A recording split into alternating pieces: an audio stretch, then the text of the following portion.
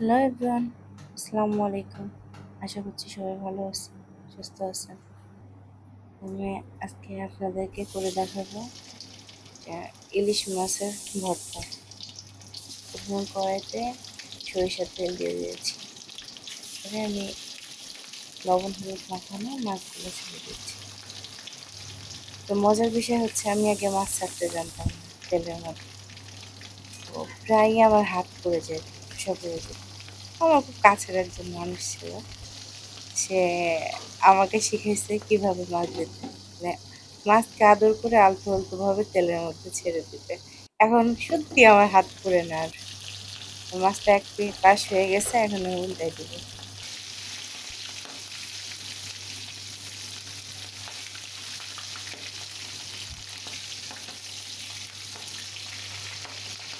মাছটা ঢেকে ভাজতে হবে, কারণ হচ্ছে মাছের মধ্যে যাতে সব কিছু ভালো মতো ঢুকে, আর হচ্ছে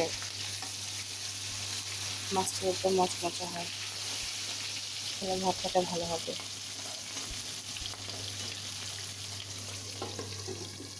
আবার একটু ঢেকে দিব।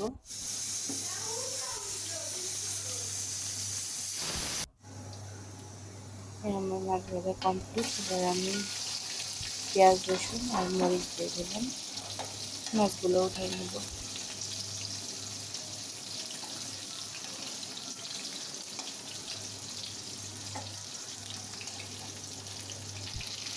এরকম ভর্তা থাকলে না, আমার তো আর কিছুর দরকার হয় না, ভর্তা দিয়ে ভাত খাওয়া হয়েছে।